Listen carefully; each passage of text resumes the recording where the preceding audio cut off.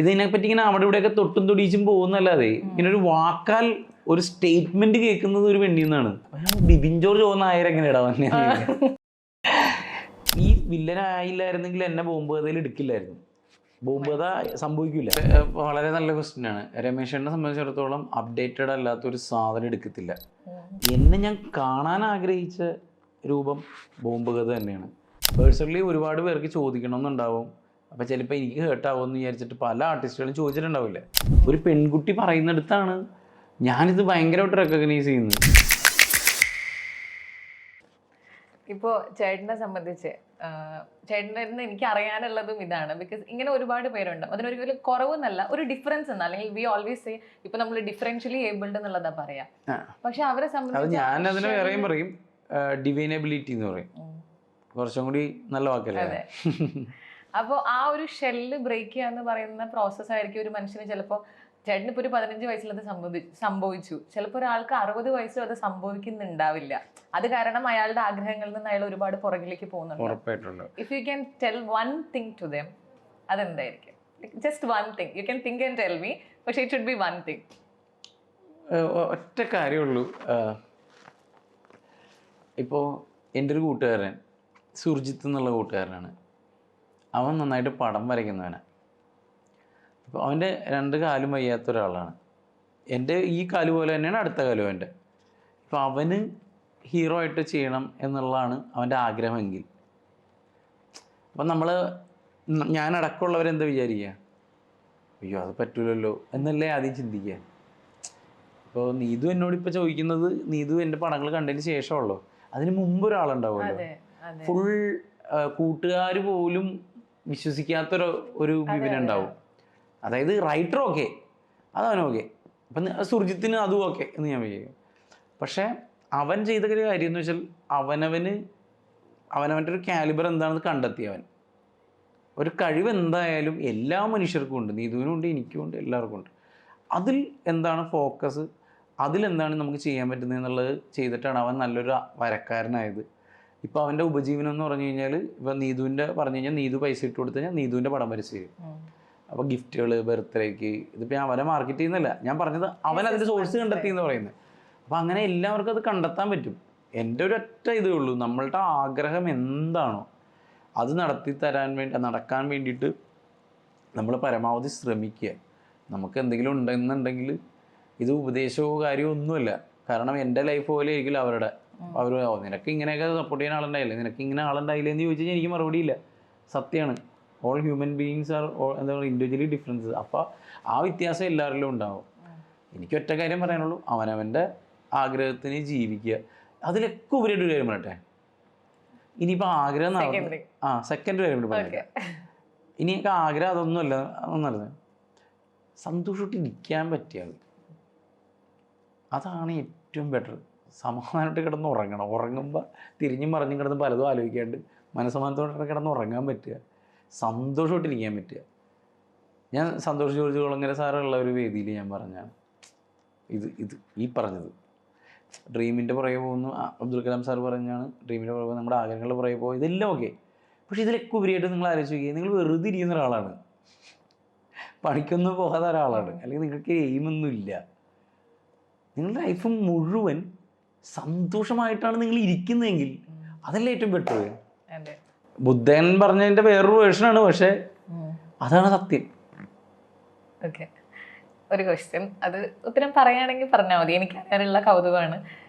ചേട്ടൻ്റെ എല്ലാ ഫോട്ടോസിലും ഞാൻ സെർച്ച് ചെയ്ത എല്ലാത്തിലും കാണുന്നത് കുങ്കുമം തൊട്ടിട്ടാണ്. ഞാൻ ഇങ്ങനെ വിചാരിക്കും, കുങ്കുമം തൊട്ട ബിബിൻ ജോർജ് അതെന്താണെന്നൊന്ന് പറയാം. കുറേ മണ്ടന്മാര് ബിബിൻ ജോർജ് ഓൺ എയർ എന്നാണ് കൊടുത്തേക്കണം, ഓ നായർന്ന് വായിക്കണവരുണ്ട്.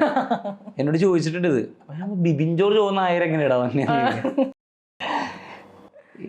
കുഞ്ഞുനാൾ 6ാം ക്ലാസ് മുതൽ കുങ്കുമം തൊടലുണ്ട്. അപ്പോൾ അത് എനിക്ക് എപ്പോഴും അത് തൊടുമ്പോൾ എനിക്ക് ഭയങ്കര എൻ്റെ മുഖം നന്നായിട്ട് ബ്രൈറ്റ് ആവുന്നതും ഒരു ഐശ്വര്യമുള്ള പോലെ ഫീൽ ചെയ്യുന്നുണ്ട്. പിന്നെ കുറേ കഴിഞ്ഞ് കഴിഞ്ഞപ്പോഴേക്കും ഈ അമ്പലങ്ങളിൽ നിന്നൊക്കെ എനിക്ക് ഓരോരുത്തർ കൊണ്ടുവന്ന് വരും. എൻ്റെ ഇപ്പോൾ കയ്യിലിരിക്കുന്നതൊക്കെ അങ്ങനത്തെ ഓരോ അമ്പലങ്ങളിൽ നിന്ന്. എനിക്കൊരു ജയേഷൻ എന്ന് പറഞ്ഞിട്ടൊരു ശാന്തിയുണ്ട് പാലയിലുള്ളൊരു അമ്പലത്തിൽ. പുള്ളി എനിക്ക് എപ്പോഴും മാസത്തിൽ ഒരിക്കൽ കൊണ്ടുവന്ന് തരും. ഇപ്പൊ ഈ ഇന്റർവ്യൂവിന് വേണ്ടി റെഫർ ചെയ്യുമ്പോഴാണ് പൊതുവെ ടെലിവിഷന്റെ ബാക്ക്ഗ്രൗണ്ട് വർക്ക് ചെയ്ത ആളുകളെ നമുക്ക് മനസ്സിലാവണം. ഇപ്പൊ ചേട്ടൻ ഞാൻ നോക്കിയ റെഫർ ചെയ്തപ്പോഴാണ് മനസ്സിലാവണേ മറ്റേ കോമഡി സർക്കസ് ഒക്കെ 16 വയസ്സിൽ തുടങ്ങി, കോമഡി കസിൻസ്, പിന്നെ സിനിമാല, ഇതൊക്കെ ഞാൻ റെഗുലർലി സ്കൂൾ ടൈമിലൊക്കെ ഞാൻ കണ്ടിരുന്ന. സിനിമാലയിൽ ഞാൻ അങ്ങനെ എഴുതിയിട്ടൊന്നുമില്ല. സിനിമാലൊക്കെ ഞാൻ വേണ്ടി അപ്രോച്ച് ചെയ്തിട്ടുണ്ടായിരുന്നു. കലാവല്ലി പഠിക്കുന്ന സമയത്ത് ഡയാന ടീച്ചറുടെ അടുത്ത് അപ്രോച്ച് ചെയ്തിട്ടുണ്ടായിരുന്നു സ്ക്രിപ്റ്റ് ആയിട്ട്. പക്ഷെ അങ്ങനെ അതിൽ കയറില്ല. പക്ഷെ സിനിമാലയിലാണ് ഞാൻ TV-യിൽ ആദ്യം വരുന്നത്. ഡയാന ചേച്ചി എനിക്കൊരു വേഷം തരുന്നത് സിനിമാലയിലാണ്. പക്ഷെ അതേ ഡയാന ചേച്ചിയുടെ പരിപാടിയിലാണ് ഞാൻ വിന്നർ ആയിട്ട് ആയത്, ബഡായി ബംഗ്ലാവ്. അതെ, ബഡായി ബംഗ്ലാവിനെ പറ്റി ചോദിക്കാനുള്ള. അതില് രമേഷ് പിഷാരടി, ആര്യ ബഡായി കോമ്പോ ഭയങ്കര ഹിറ്റ് ആയിരുന്നു. അപ്പൊ ഈ രമേഷ് ചേട്ടനെ പറ്റി നമ്മളെപ്പോഴും പറയല്ലോ കൗണ്ടർ കിങ് എന്ന് പറയുന്നത്. അപ്പൊ അങ്ങനെ ഒരു വ്യക്തിയുടെ കൂടെ വർക്ക് ചെയ്യുമ്പോൾ നമുക്ക് ചില ചലഞ്ചസ് ഉണ്ടാവും. അവർക്ക് നമ്മൾ സ്ക്രിപ്റ്റ് എഴുതുന്ന സമയത്ത് ഡിഫറൻസസ് എന്തായാലും ഉണ്ട്. അങ്ങനെ എന്തൊക്കെയാ ചേട്ടന് തോന്നിയിട്ടുള്ളത് വർക്ക് ചെയ്യണ സമയത്ത്? വളരെ നല്ല ക്വസ്റ്റ്യൻ ആണ്. രമേഷ് ചേട്ടനെ സംബന്ധിച്ചിടത്തോളം അപ്ഡേറ്റഡ് അല്ലാത്തൊരു സാധനം എടുക്കത്തില്ല. പഴയ തമാശയായിട്ട് ചെല്ലിയേ വേണ്ട. ആദ്യത്തെ എനിക്ക് ഇപ്പോഴും ഓർമ്മയുണ്ട്, ഞാൻ എഴുതി കൊടുത്ത ആദ്യത്തെ എപ്പിസോഡ് പുള്ളി എന്നോട് പറഞ്ഞു. ഞാനപ്പോൾ അതിന് മുമ്പ് ചെയ്ത പരിപാടി രസികരാജ ചെയ്തത്. അപ്പോൾ അതിൻ്റെ കോമഡി പാറ്റേൺ വേറെയുള്ള, അപ്പോൾ ആ പാറ്റേണിൽ എഴുതിക്കൊണ്ട് പോയപ്പോൾ ഇടത് രസികരാജ അല്ല, ഇത് പുതിയ പരിപാടിയാണ്, ആ രീതിയിൽ എഴുതണം എന്ന് പറഞ്ഞ് എന്നെ നന്നായിട്ട് ഒരച്ച് എടുത്ത ആള് രമേശ് ചേട്ടനാണ്. കാരണം രമേശിൻ്റെ അടുത്ത് താൻ പറഞ്ഞ പോലെ തന്നെ ഒരുവിധമുള്ള സാധനം ചെന്നിട്ട് കാര്യമില്ല. അതുകൊണ്ട് ആ പരിപാടിക്ക് ആ സ്റ്റാൻഡേർഡ് ഉണ്ടായിരുന്നു. ബഡായി ബംഗ്ലാവിന് എപ്പോഴും ഒരു ക്ലാസ് ഉണ്ടായിരുന്നു. അത് രമേശ് ചേട്ടൻ്റെ, കാരണം നിങ്ങൾ പറഞ്ഞാൽ എനിക്ക് പ്രേക്ഷകരെക്കാൾ കൂടുതൽ കൺസേൺ രമേശ് ചേട്ടനായിരുന്നു. അതെ. അപ്പൊ ഈ കോമഡി ജോണർ നമ്മൾ ഹാൻഡിൽ ചെയ്യുന്ന സമയത്ത് പൊതുവെ അത് ഭയങ്കര ടഫാണല്ലോ.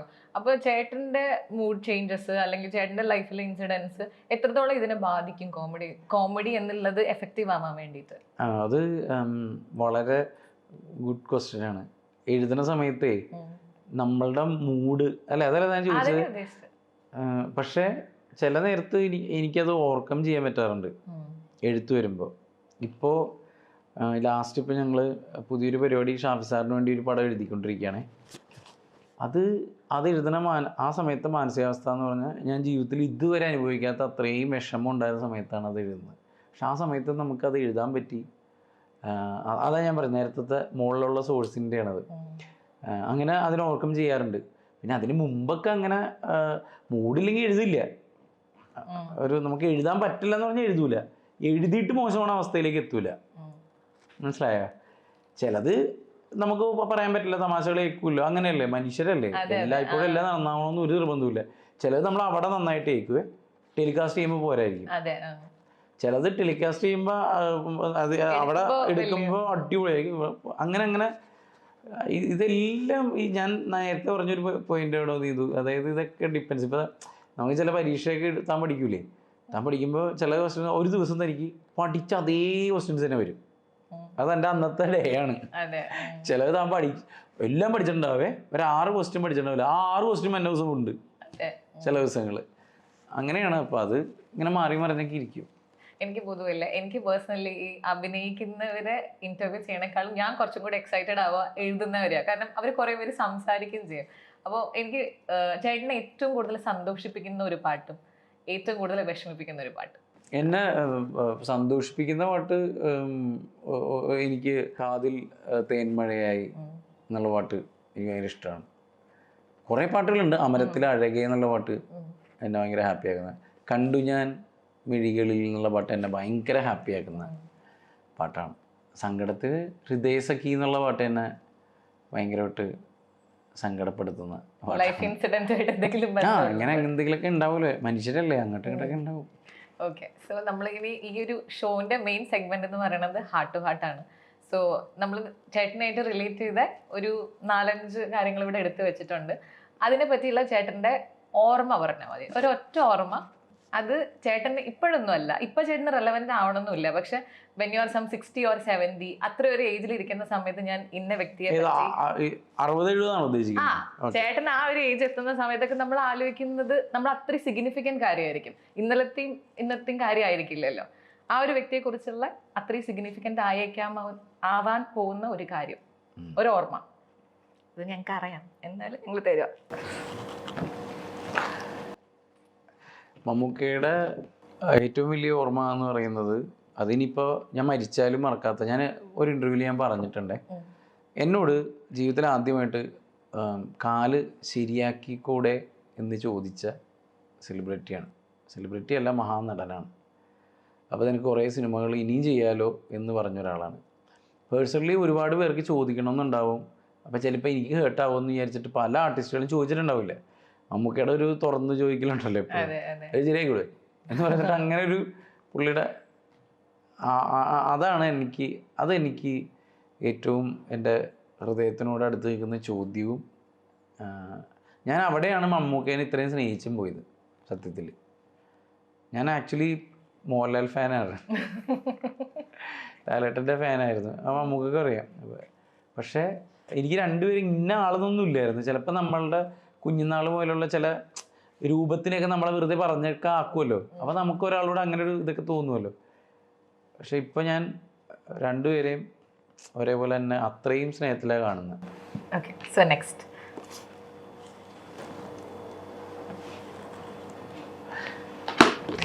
സലീമേട്ടൻ. ഒറ്റ ഒരു ഓർമ്മ മതി. ഓർമ്മ എന്ന് പറഞ്ഞാൽ സലീമേട്ടനെ ഞാൻ ആദ്യമായിട്ട് കട്ടപ്പന ഋത്തിക് റോഷൻ്റെ സമയത്ത്, സലീമേട്ടനെ അതിനു മുമ്പ് അങ്ങനെ വലിയ പരിചയമൊന്നുമില്ല, കട്ടപ്പന ഋത്തിക് റോഷനിലാണ്. പക്ഷേ സലീമേട്ടനെ ഞാൻ നന്നായിട്ട് സ്റ്റേജിൽ അനുകരിച്ചിരുന്ന വ്യക്തിയാണ്. അപ്പോൾ അതുകൊണ്ട് തന്നെ സലീമേട്ടൻ്റെ മാനറിസങ്ങൾ, മുക്കൽ, മൂളലൊക്കെ എനിക്ക് നല്ല ക്ലിയർ ആയിരുന്നു. അതുകൊണ്ട് കട്ടപ്പന ഋത്തിക് റോഷൻ എഴുതിയ സമയത്ത് അദ്ദേഹത്തിൻ്റെ പ്രശസ്തമായി ഇപ്പം എല്ലാവരും അംഗീകരിക്കുന്ന കട്ടപ്പന ചന്ത പിരിയുന്ന നേരം, വൈകുന്നേരം ചെന്ന് ഒരു 1/2 കിലോയുടെ വയറ് ചാള മേടിച്ചപ്പോൾ ആ ചാള ഒരു പൂച്ച കടിച്ചുകൊണ്ട് പോയി അതിൻ്റെ പുറകെ ഓടി അതിനെ തിരിച്ചെടുത്തി അതിന് ഇക്കിളിയിട്ട് ആ ചാള കക്കിച്ച എന്ന് പറയുന്ന ഒരു സാധനം ഉണ്ടല്ലോ, കക്കിച്ച എന്ന് പറയുന്ന പുള്ളിയുടെ ആ മാൻഡ്രസങ്ങൾ വരെ ചെയ്തപ്പോൾ ഞാൻ ഈ സ്ക്രിപ്റ്റ് വായിച്ചപ്പോൾ സലീമേട്ടൻ ഞാൻ പുള്ളിയുടെ സ്റ്റൈലിൽ വായിച്ചു കൊടുക്കണേ. പുള്ളിയപ്പോൾ എന്നോട് ചോദിച്ചത് കുറച്ചെന്തെങ്കിലും മാറ്റം വരുത്തിക്കോട്ടെ. അതാണ് എൻ്റെ ഓർമ്മയിൽ. അങ്ങനെ ഒരു അനിയനെ പോലെയാണ് ഞാൻ. എന്നെ മാസത്തിൽ ഒരു 2 തവണയെങ്കിലും വിളിക്കുന്ന, എന്തുണ്ടാ എവിടെ ഉണ്ട് എന്ന് ചോദിക്കുന്ന ഒരാളാണ്. Like my big brother. Subi ചേച്ചിയുടെ എൻ്റെ ഓർമ്മയിൽ നിങ്ങൾ പറഞ്ഞു വിശ്വസിക്കില്ല, അബുദാബി എന്ന് പറയുന്ന നാട്ടിൽ GCC കൺട്രിയിൽ ഫ്ലൈറ്റിന് ആദ്യമായിട്ടൊരു പ്രോഗ്രാമിന് കൊണ്ടുപോയ ആളാണ് സുബി ചേച്ചി. കാരണം അപ്പോൾ എന്നോടൊരു കാര്യം പറയാം, എടാ നീ കണ്ടോ, ഇത് കഴിഞ്ഞ് നിനക്ക് ഫ്ലൈറ്റിൽ നിന്ന് ഇറങ്ങാൻ നേരം ഉണ്ടാവില്ല എന്ന് പറഞ്ഞു. അപ്പം അന്നൊക്കെ എന്ന് പറഞ്ഞാൽ അവിടെ ഏറ്റവും വലിയൊരു ഇവരുടെ ഒരു മഹത്വം അതല്ല. ഞാൻ അന്നൊരു ആർട്ടിസ്റ്റായിട്ട് എന്നെ അറിയില്ല, ആളുകൾക്ക് നടനായിട്ട് അറിയത്തില്ല, ആർട്ടിസ്റ്റായിട്ടുള്ള സിനിമയിൽ വന്നിട്ടില്ല, ജസ്റ്റ് സ്കിറ്റ് എഴുതിക്കൊണ്ട് നടക്കുന്ന സമയമാണ് TV-യിൽ. പക്ഷേ ഞാൻ എല്ലാവർക്കും, ദുബായി പോണവർക്കും അമ്മ ഷോയ്ക്കും ഒക്കെ എഴുതുന്നുണ്ട്. പക്ഷെ നമ്മളാരും അറിയില്ലല്ലോ. വിളക്കേന്തുന്ന ആളും സ്ക്രിപ്റ്റ് റൈറ്ററും ഒരേപോലെയാണ്. വെളിച്ചം എല്ലാവർക്കും കാണാൻ പറ്റും, പക്ഷേ എഴുതുന്ന ആളെ കാണാൻ പറ്റില്ല, വിളക്കേന്തുന്ന ആളെയും കാണാൻ പറ്റില്ല. അതേപോലെയാണ് സ്ക്രിപ്റ്റ് റൈറ്റർ. അപ്പോൾ അതേപോലെ പക്ഷേ എന്നോട് ധർമ്മജനാണ് അതിനെന്നെ ശുപാർശ ചെയ്യുന്നത്. സുബി ചേച്ചിയുടെ പരിപാടി ഞാനൊരു 3 സ്കിറ്റ് എഴുതി അതിലൊരു വേഷം ഞാൻ ചെയ്യുകയും ചെയ്ത് എന്നെ അബുദാബി കൊണ്ടുപോയി. വേദനിപ്പിക്കുന്ന ഓർമ്മയാണ് കേട്ടോ. എനിക്ക് ഭയങ്കര ബുദ്ധിമുട്ടാണ്. ബിക്കോസ് ഞാൻ കുട്ടിയായിരിക്കുന്ന സമയത്താണ് കുട്ടിപ്പട്ടാളം ഒക്കെ ഭയങ്കര, ഞാൻ എൻ്റെ വീട്ടിൽ നിന്ന് എല്ലാവരും ചോദിക്കും എന്താ ഇത്രയും ചിരിക്കാനുള്ളത്, പക്ഷെ I use to enjoy it a lot. ഇതില്ലേ, ഇത് എന്നെ കൊണ്ട് പിടിപ്പിച്ചതാ അനുചേട്ടൻ. ഇത് ചേട്ടന് ഒരുപാട് കാര്യങ്ങൾ പറയാനുണ്ടാവും, ചേട്ടന് തീരില്ല മിക്കവാറും. കേരളത്തിലെ ഏറ്റവും വലിയ രജനീകാന്ത് ഫാൻ. രജനീകാന്ത് എന്ന് പറയുന്ന ആള് ഞാനെപ്പോഴും പറയും, എന്തുകൊണ്ട് ലോകം അറിയപ്പെടുന്ന ഒരു സൂപ്പർ സ്റ്റാറാക്കി ദൈവം ഇദ്ദേഹത്തെ ക്രിയേറ്റ് ചെയ്തു. ഇദ്ദേഹത്തെക്കാൾ ടാലൻ്റുള്ള ആളാണ് കമലഹാസൻ സാറ്, അറിയാമല്ലോ. എല്ലാ കാര്യത്തിലും പാടാനറിയാം, എഴുതാനറിയാം, അഭിനയിക്കാനറിയാം. രജനീകാന്ത് സാറിനെ എന്തുകൊണ്ടും ഹൈ ടാലൻറ്റഡ് ആണ് പുള്ളി. പക്ഷേ എന്തുകൊണ്ട് രജനീകാന്ത് സാർ ദൈവം? അതിനൊരു ഉത്തരവേ ഉള്ളൂ. നമുക്ക് സാധാരണക്കാർക്ക് രജനീകാന്ത് സാറൊക്കെ വേണ്ട, പുള്ളി ഉണ്ട് അവിടെ, പുള്ളിക്കാകെ നമുക്കും ആകാം എന്ന് സാധാരണക്കാർക്ക് വരെ തോന്നിപ്പിക്കുന്ന രീതിയിലാണ് ഇദ്ദേഹത്തിൻ്റെ വളർച്ച. അദ്ദേഹം ഒരു സാധാരണക്കാരനാണ്, ഒരു കണ്ടക്ടറായിരുന്ന ഒരു മനുഷ്യനാണ്. ആ മനുഷ്യൻ സിനിമ എന്ന് പറയുന്ന വെള്ളിത്തിരയിൽ അന്നൊക്കെ എന്ന് പറയുന്നത് എനിക്ക് തോന്നുന്നു MGR ഒക്കെ ഉണ്ടുള്ളത്. MGR ഒക്കെ ഇങ്ങനെ തൊട്ട് കഴിഞ്ഞാൽ ചോര തുളുമ്പുന്ന പോലത്തെ കളറും ഒക്കെയുള്ള ആൾക്കാരാണ്. ജെമിനി ഗണേശൻ, MGR, ശിവാജി ഗണേശൻ, അങ്ങനെ ഭയങ്കര സൗന്ദര്യമുള്ള ആളുകളുടെ ഒരു കാലഘട്ടത്തിൽ എന്ന് പറഞ്ഞ് വന്ന എൻട്രി ആയ ആളാണ് രജനീകാന്ത് സാർ. അത് എന്തുകൊണ്ടാന്ന് പറഞ്ഞാൽ സാധാരണക്കാരായിട്ട് ഏറ്റവും റിലേറ്റ് ചെയ്യുന്ന, ഇപ്പോഴും അദ്ദേഹം ഒരു വിഗ് പോലും വെക്കാണ്ട് പൊതുവേദികളിൽ വരുന്നതിൻ്റെ കാര്യം, ഞാൻ നിങ്ങളുടെ ഒരാളാണ്, കോമൺ ആണ്, നിങ്ങൾക്ക് ഞാൻ ഇങ്ങനെ ആയെങ്കിൽ നിങ്ങൾക്ക് ആകാം, ഇത് ദൈവം കാണിക്കാൻ വേണ്ടിയാണ്. ഇതേപോലെ തന്നെയാണ് ഷാരൂഖ് ഖാനും. ഷാരൂഖ് ഖാനെ ശ്രദ്ധിച്ചിട്ടില്ലേ? ബോളിവുഡിൻ്റെതായ ഒരു ഫീച്ചേഴ്സും ഇല്ലാത്ത ആളാണ് ഷാരൂഖ് ഖാൻ. പക്ഷെ അയാളൊരു മോളിൽ കിങ് ഖാൻ. ചേട്ടൻ എണീറ്റ് കഥക തുറക്കുമ്പോൾ മുന്നിൽ രജനീകാന്ത് സാറാണ്. എന്തായിരിക്കും? ഒറ്റ ചോദ്യം ചോദിക്കും, ഒരു ചോദ്യം ചോദിക്കാൻ ചേട്ടന് ഒരു ഉത്തരം കിട്ടും, എന്തായിരിക്കും അത്? എനിക്ക് ഭയങ്കര ഇഷ്ടപ്പെട്ട ഒരു ഡയലോഗുണ്ട്. അത് നിങ്ങളധികം കേൾക്കാത്തൊരു ഡയലോഗായിരിക്കും. ആ ഡയലോഗ് ഒരു തവണ പറയും. കാരണം ഇത്രയും സ്പീഡിൽ സംസാരിക്കുകയും ഇത്രയും ക്ലാരിറ്റിയോടെ സംസാരിക്കുന്ന ഒരാൾ ലോകത്തില്ല. ഒരാളുണ്ട്, സാജൻ പിള്ളരുത്തി, സാജേട്ടനുണ്ട്, പക്ഷേ അതിനേക്കാളും സ്പീഡിൽ സംസാരിക്കും. അതായത് ശ്രീവിദ്യമ്മ മുകളിൽ നിൽക്കുന്നു, ശ്രീവിദ്യമ്മേനോട് താഴത്ത് നിൽക്കുന്ന ഒരാൾ രജനീകാന്തിനെ പറ്റി കുറ്റം പറഞ്ഞ് കൊടുത്തിട്ടുണ്ട്. അപ്പം നമ്മളെ പ്രേക്ഷകർക്ക് അത് അറിയാം ഇയാൾ കുറ്റം പറഞ്ഞത്, രജനീകാന്ത് സാറിന് അറിയില്ല. അപ്പോൾ ഈ രജനീകാന്ത് സാറ് ശ്രീവിദ്യമ്മനെ വെല്ലുവിളിക്കുന്നൊരു ഡയലോഗുണ്ട്. എനിക്ക് പറയുമ്പോൾ ഞാനിപ്പോൾ അനുകരിക്കുമ്പോൾ എനിക്ക് തെറ്റിപ്പോകും, എന്നാൽ പോലും ഞാൻ പറഞ്ഞു പോകാം. അമ്മ രാജലക്ഷ്മണ കെട്ടിക്കോ, நீங்கள் பணக்காரங்க, உங்களுக்கு பழம் வாங்குறதுக்கு பல வழி இருக்கும், நாங்கள் இடைக்க நமக்கு ஒரே வழியா அண்ணா உங்களே சார் சொல்கிறேன் സീ വിടുവേ. ഇതാ ഡയലോഗ്. അതായത് അമ്മയായിട്ട് സംസാരിച്ചുകൊണ്ടിരുന്നിട്ട് തന്നെ അടുത്ത ഡയലോഗ് പുള്ളി ഇവിടെ കൊടുക്കും, അണ്ണാ ഉങ്ങളെ തീ വിടുവേ എന്ന് പറയുന്ന സാധനം. അത് പുള്ളിനെ കൊണ്ട് നേരിട്ട് പറഞ്ഞിട്ട് എനിക്ക് ഇങ്ങനെ ക്ലാരിറ്റിയോടെ കേൾക്കണം. അതാണ് എൻ്റെ ആഗ്രഹം. Okay, thank you. ഇനി 2 ചോദ്യം കൂടെ ഉള്ളൂ. ചോദിച്ചോ, എന്തോന്ന് ചോദിച്ചു? അല്ല, ചേട്ടൻ്റെ ഫസ്റ്റ് മൂവി ഇറങ്ങിയ സമയത്ത് ആ ദിവസം തിയേറ്ററിൽ അത് എന്തായാലും കണ്ടിട്ടുണ്ടാവുമല്ലോ. അത് കണ്ടു കഴിഞ്ഞ് നായകനായിരിക്കും എനിക്ക് തോന്നുന്നു ചേട്ടന് കുറച്ചും കൂടി ഇമ്പാക്ട് ഉണ്ടാവും. അതെ, എനിക്ക് ബാക്കിയൊന്നും അങ്ങനെ എന്നുവെച്ചാൽ നമ്മൾ കണ്ടു. ഇപ്പോൾ അതിനു മുമ്പ് ചെയ്തേക്കുന്ന രാവ് എന്ന് പറഞ്ഞ പടമാണ് എൻ്റെ അജിത് പെഗാസിസ് ഡയറക്റ്റ് ചെയ്ത രാവ് എന്ന് പറഞ്ഞ പടത്തിലാണ് ആദ്യമായിട്ട് അഭിനയിക്കുന്നത്. പിന്നെ കേരള ടുഡേ എന്ന് പറഞ്ഞൊരു പടം, കപ്പിൽ എന്ന് പറഞ്ഞാൽ മക്ബുൽ സൽമാനാണ് അതിൽ ഹീറോ. അതിലൊരു ജൂനിയർ ആർട്ടിസ്റ്റ് പോലത്തെ പരിപാടിയാണ് ചെയ്തത്. പിന്നെ അത് കഴിഞ്ഞ് നമ്മളുടെ അമറിലൊരു കുഞ്ഞു വേഷം ചെയ്തിട്ടുണ്ട്. ഞാനാണ് പറയണത്, മേശപ്പുറത്ത് ഇന്ദ്രയത്ത് വന്നിരിക്കൂലേ ഫർണിച്ചർ കട എന്ന് പറയണത് ഞാനാണ്. കട്ടപ്പുറത്തേക്ക് റോഷൻ ജിന്ന ചെയ്ത് അതിൽ നെക്സലൈറ്റ് ആയിട്ട്. അത് പിന്നെ കുറച്ച് ആളുകൾ കണ്ടതാ, എന്നാലും അതിൽ എന്നെ തിരിച്ചറിയാൻ മാത്രമുള്ള സംഭവമൊന്നും ഉണ്ടായില്ല. അപ്പോൾ പക്ഷേ എന്നെ ഞാൻ കാണാൻ ആഗ്രഹിച്ച രൂപം ബോംബ് കഥ തന്നെയാണ്. നിങ്ങളൊക്കെ ഇപ്പം എന്നെ കണ്ടു കഴിഞ്ഞിട്ട് അംഗീകരിച്ചിട്ടാണ് നിങ്ങൾ നിൽക്കുന്നത്. നിങ്ങൾക്ക് ഇപ്പം അതൊരു വണ്ടറായിട്ട് തോന്നില്ല, പക്ഷേ വണ്ടറായിട്ട് എനിക്ക് തോന്നിയ ആളാണ് ഷാഫി സാറ്. ഷാഫി സാറ് അത്രയും സൂപ്പർ സ്റ്റാറുകളെ വെച്ച് മാത്രം പടം ചെയ്തുകൊണ്ടിരിക്കുന്ന സമയത്താണ് ഒരു പുതുമുഖത്തെ വെച്ച് അത് എന്നെ പോലെ ഒരാളെ വെച്ചിട്ട് പടം ചെയ്ത്. അതേപോലെ തന്നെ അദ്ദേഹത്തിന് എല്ലാ സപ്പോർട്ടും കൊടുത്ത ആളാണ് ആൽവിൻ ആൻ്റണി ചേട്ടൻ, അതിൻ്റെ പ്രൊഡ്യൂസർ. ഇവർ രണ്ടുപേരും എൻ്റെ ജീവിതത്തിൽ എനിക്ക് മറക്കാൻ പറ്റില്ല. അതേപോലെ എനിക്ക് റോൾ മോഡലിൽ വില്ലനായിട്ട് അഭിനയിക്കാൻ അവസരം തന്ന റാഫി സാറ്. ഇത് കാരണം ഈ വില്ലനായില്ലായിരുന്നെങ്കിൽ എന്നെ ബോംബ് കഥയിൽ എടുക്കില്ലായിരുന്നു. ഓക്കെ, ചേട്ടൻ്റെ അമർ അക്ബർ ആന്റണി ഫസ്റ്റ് സ്ക്രിപ്റ്റ് അത് കണ്ടിറങ്ങി കഴിഞ്ഞിട്ടുള്ള എന്തായിരുന്നു ചേട്ടന് തോന്നിക്കൊണ്ടിരുന്ന ഒരു എൻ്റയർ ഡേ? മേ ബി അത് ഡേ ഒന്നായിരിക്കില്ല, വീക്കുകളോളം. അത് ഭയങ്കരമായിട്ട് അതിൻ്റെ വിജയാഘോഷവും സന്തോഷവും അതുവരെ നിന്ന കരിയർ മാറി ലൈഫ് വേറൊരു ടേണിലേക്കായി. ഒരു എഴുത്തുകാര ഒരു 50 കോടി പടത്തിൻ്റെ ഫസ്റ്റ് പടം. അന്നത്തെ 50 കോടിയാന്ന് ഓർക്കണം. അന്ന് ടിക്കറ്റിന് 50 രൂപ 60 രൂപ ടിക്കറ്റിൻ്റെ സമയമാണ് 2015. അതിലായപ്പോൾ അത്. പിന്നെ അടുത്ത പടവും കട്ടപ്പുറത്തേക്ക് റോഷനും അതുപോലെ തന്നെ. പിന്നെ ഈ പറഞ്ഞ പോലെ എനിക്ക് തോന്നുന്നു സാമ്പത്തികമായിട്ട് വലിയ വിജയമാവുന്നത് വെടിക്കെട്ട് മാത്രമാണ്. ബാക്കിയെല്ലാം സാമ്പത്തിക വിജയമാണ്. എമ്മണ്ടം പ്രേമത അതൊക്കെ സാമ്പത്തിക വിജയമാണ് നല്ല. പക്ഷെ വെടിക്കെട്ട് നല്ല സിനിമയാണ്. ഞങ്ങൾ ഭയങ്കര ഹാപ്പിയാണ്. എന്ന് വെച്ചാൽ ബേസിക്കലി ആസ് എ ക്രിയേറ്റർ എന്നുള്ള രീതിയിൽ ഞാനും വിഷ്ണുവും ഒരിക്കലും ഞങ്ങളൊരു മോശം വർക്കല്ലാത്ത, ഞങ്ങൾക്ക് പറയാനുണ്ടായിരുന്ന രാഷ്ട്രീയം വ്യക്തമായിട്ട് പറഞ്ഞ സിനിമയാണ് വെടിക്കെട്ട്. അപ്പോൾ അതിൽ ഞങ്ങൾ ഹാപ്പിയാണ്. ഒരുപാട് കഥകൾ ഇനി എഴുതി നായകനായിട്ട് തന്നെ ഒരുപാട് സിനിമകൾ എല്ലാം ചെയ്യുന്നുണ്ട്. അല്ല, ഞാനിപ്പോൾ ചെയ്യുന്ന പടങ്ങളിടോ നായകൻ മാത്രമൊന്നുമല്ല. അതായത് ഇപ്പോൾ ഇനി പൊങ്കാല എന്ന് പറഞ്ഞ പടം ചെയ്യുന്നുണ്ട് ശ്രീനാഥ് ബാസിയുടെ. അതിൽ ബാബുരാജേട്ടൻ, ഞാൻ, പിന്നെ ദൃശ്യത്തിലെ റോഷൻ, ഞങ്ങൾ 3 പേരാണ് നെഗറ്റീവ് ക്യാരക്ടർ ചെയ്യുന്നത്. അത് നെഗറ്റീവാണ്. ഇപ്പോൾ ബാഡ് ബോയ്സ്, ഓണത്തിന് ഇറങ്ങാൻ പോകുന്ന ബാഡ് ബോയ്സ് എന്ന് പറഞ്ഞ പടമുണ്ട്. അതിൽ റഹ്മാനിക്കാണ് മെയിൻ ഹീറോ, കൂടെ ഞങ്ങളും ഉണ്ട്. അപ്പം അങ്ങനെ എല്ലാം ചെയ്യുന്നുണ്ട്. വിസ്തൃതമാടി ഹീറോ ആയിട്ടാണ്.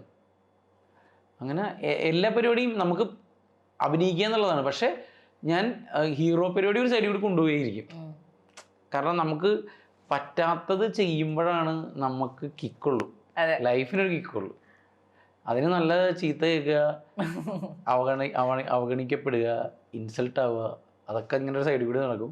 ഇതെല്ലാം നമ്മൾ കേൾക്കുക, ചിലപ്പോൾ ഹേർട്ടാവും. ഇപ്പം ഞാൻ കമൻസ് ഒന്നും വായിക്കാറില്ല. അതുകൊണ്ട് കമൻസ് വായിക്കുമ്പോൾ നമ്മൾ ഭയങ്കര ഡൗൺ ആവും. ഇപ്പോൾ കുറേ നാളായിട്ട് കമൻസ് വായിക്കാത്തതുകൊണ്ട് സമാധാനപരമായ ജീവിതം നയിച്ചോണ്ടിരിക്കുക. അതെ, നമുക്ക് പറ്റില്ല എന്ന് പലരും പറയണത് ചെയ്യുമ്പോഴുള്ള ആ ഒരു കിക്ക് ചേട്ടന് ലൈഫ് ലോങ് കിട്ടിക്കൊണ്ടിരിക്കണ്ടേ. ആ ഒരു കാരണത്താൽ തന്നെയാണ് ഒരു നടൻ എന്നുള്ള രീതിയിലോ സ്ക്രിപ്റ്റ് റൈറ്റർ എന്നുള്ള രീതിയിലോ അല്ല ഞാൻ ഈ ഇന്റർവ്യൂവിന് പ്രിപ്പയർ ചെയ്തത്. ആസ് എ വ്യക്തി ചേട്ടന് പറയാനുള്ളത് എന്താണെന്ന് കേൾക്കാനാണ് ഞാൻ ത്രൂ ഔട്ട്. ഞാനൊരു 4-5 മണിക്കൂറാണ് ഈ ചേട്ടൻ്റെ ഡീറ്റെയിലിംഗ് എടുക്കാൻ. അതിലൊക്കെ എനിക്ക് അറിയേണ്ടിയിരുന്നത് യു ആസ് എ പേഴ്സൺ ആണ്. So thank you so much showing it out. ഇതും കൂടി പറഞ്ഞ് ഞാൻ നിർത്താം.